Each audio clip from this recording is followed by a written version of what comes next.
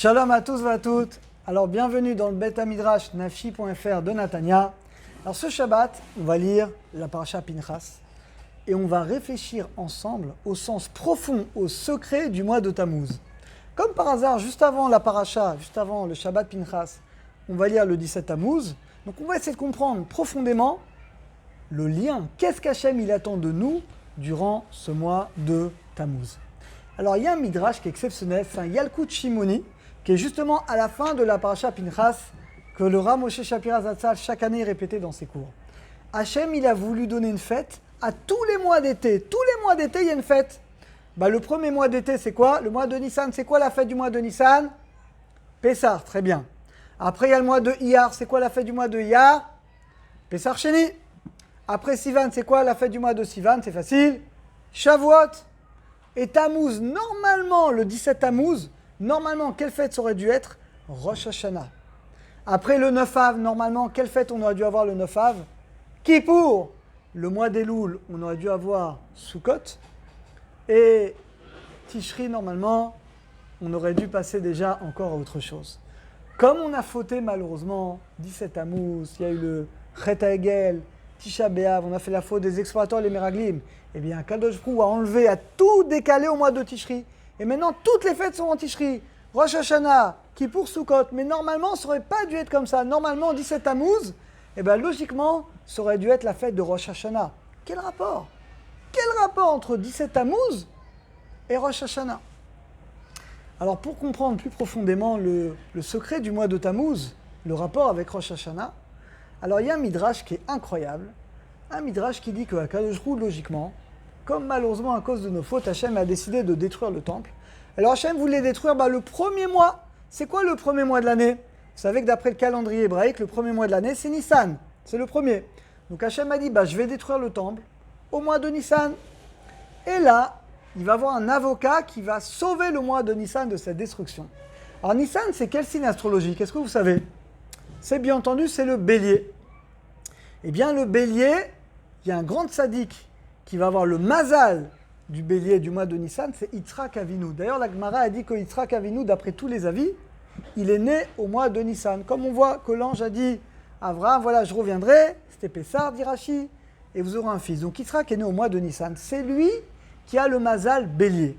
Et là, Yitzhak, il prie Hachem. Yitzhak, il dit Hachem, par le mérite de Akedat Yitzhak, que moi, j'ai remplacé le bélier.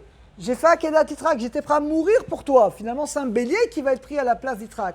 Par ce mérite-là, je t'en supplie, ne détruis pas le Beth Amikdash, le temple, pendant le mois de Nissan, qui est le mois du bélier, du signe astrologique bélier. Hachem a accepté, a dit d'accord, je ne vais pas détruire le mois de Nissan. Alors Hachem a dit, je vais le détruire. Au deuxième mois, c'est quoi le deuxième mois? C'est le mois de Iyar. C'est quel signe astrologique le mois de Iyar? Shor, c'est le taureau. Eh bien, il y a un grand tzaddik qui va correspondre à ce mois. Vous savez qui c'est? Avraham Avinu. Pourquoi Avraham Avinu?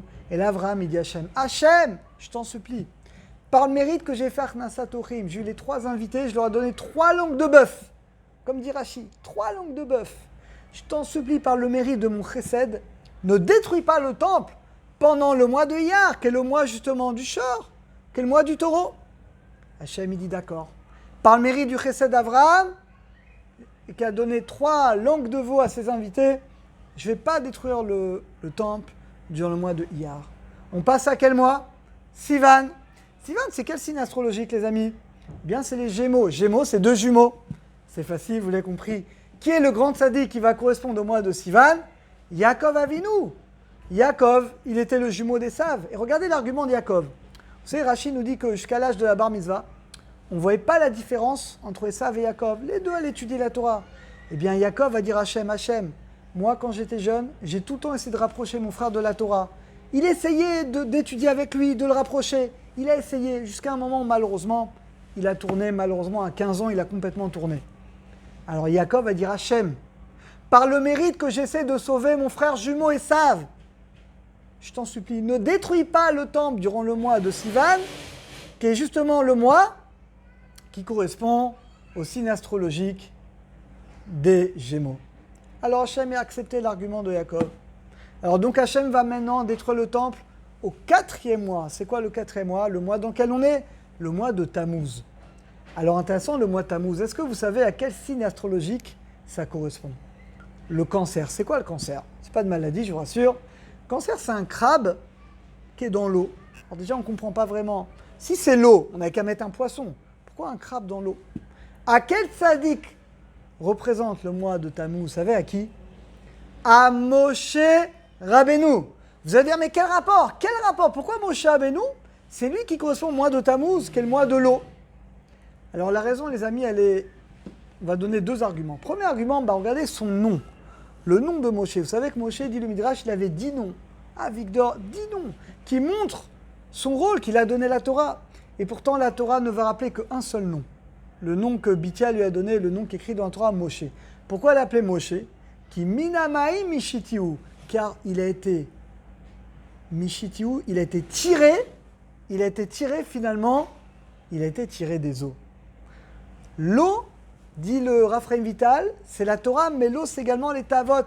C'est finalement la matérialité. Bien, Moshe Rabbeinu, c'est celui qui est capable de sortir de la matérialité et finalement d'orienter cette matérialité pour pouvoir recevoir la Torah. C'est la raison pour laquelle le nom de Moshe Rabbeinu, eh bien, c'est Moshe. Et je vous rappelle que pourquoi il n'est pas entré en Eretz Israël, Moshe Rabbeinu, d'après le Pshat en tout cas, il a frappé dans l'eau. C'est la paracha Choukat qu'on a lu à 15 jours. On voit qu'il a été puni à cause de l'eau. Donc on voit que l'eau et Moshe Rabbeinu, eh bien c'est quelque chose qui est un lien qui est extrêmement fort. Alors quel rapport avec le signe astrologique du Tammuz? C'est quoi ce crabe qui est dans l'eau? Regardez, le crabe, il a une particularité incroyable. Regardez, le crabe, il est à la fois dans l'eau, mais également il sort de l'eau. Alors qu'un poisson, tu le sors de l'eau, il meurt. Alors vous savez ce que ça représente, le crabe? C'est nous. C'est le juif qui doit aller dans la matérialité. On a dit que l'eau, c'est la Torah, mais c'est également la matérialité. Eh bien, on est obligé, on doit manger, on doit boire, on doit travailler, on doit quand même vivre dans le monde matériel, mais on sort de l'eau. On doit être capable d'orienter les plaisirs matériels au service finalement d'Akadosh Baruch Hu. Donc le crabe, c'est le juif qui est confronté à la matérialité, qui va orienter sa vie, même la vie matérielle pour Akadosh Baruch Hu, comme Moshe Rabbeinu. Moshe Rabbeinu, d'un côté c'est un ange, de l'autre côté c'est un homme. Et il sort de l'eau, il dépasse finalement cette matérialité pour finalement recevoir finalement la Torah. Comme dans Kriyat Yam Souf. Kriyat Yam Souf, on traverse la mer, on traverse l'eau, on domine la matérialité, dit le Maharal de Prague, alors que les Égyptiens y meurent noyés parce qu'ils sont noyés dans leur impureté, dans leur immoralité. Eh bien les amis, comme par hasard, le mois de Tammuz, c'est le mois de l'été, c'est le mois des vacances, et c'est le mois le plus matériel. Regardez, c'est le mois où il y a le plus de tavot, il y a les envies, il y a les vacances, le soleil, les femmes commencent à se dénuder, les hommes, c'est très dur pour un homme de garder ses yeux durant ce mois de Tammuz. Et bien c'est ça le travail du juif, c'est ce crabe.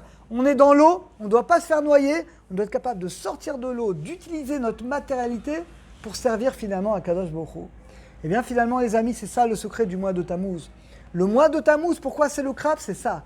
C'est le juif qui est confronté finalement face à la matérialité. Comment on va gérer notre relation avec la matière? Est-ce qu'on va faire attention à nos yeux? Est-ce qu'on va étudier la Torah tous les jours, bien qu'on est en vacances, bien qu'on ait plus détente? Eh bien, c'est pour ça que Rosh Hashanah, normalement, ça aurait dû tomber quand? On a dit le 17 Tammuz. Logiquement, on doit être jugé quand? Le 17 Tammuz. Parce que c'est le mois le plus difficile. C'est le mois où on va voir comment on va s'en sortir dans notre confrontation avec le monde de la matérialité. Alors, il faut se rappeler, les amis, que Hachem, il voulait qu'à la base, 17 Tammuz, ce soit Rosh Hashanah. Donc nous, on doit faire des efforts pour transformer ce mois de Tammuz en mois d'Elul. Un mois, on va s'élever. Un mois, bien qu'on est en vacances, eh ben, on va étudier tous les jours la Torah. On va prier Bébinyan. On va faire attention à nos yeux. On doit se rappeler de cette image des amis, le crabe. C'est ça le mois de Tammuz. On ne doit pas être noyé dans l'eau. On doit être capable de prendre de la matérialité, ce qu'on a besoin. On doit manger, on doit boire, il n'y a pas de problème. Tu peux kiffer, mais pour la mitzvah. Et quand tu prends la matérialité que tu as besoin, tu en sors, et là tu seras Kadosh Baruch Hu. Alors Bezat Hashem, qu'on ait tous le mérite de bien vivre le mois de Tammuz, et que le mérite de Moshe Rabbeinu, eh bien, il fasse que on ait le mérite que ce soit bientôt Rosh Hashanah, et qu'on ait le mérite du troisième temps Bekarov, dans la simcha et la bonne santé de nous et de tout le klal Israël.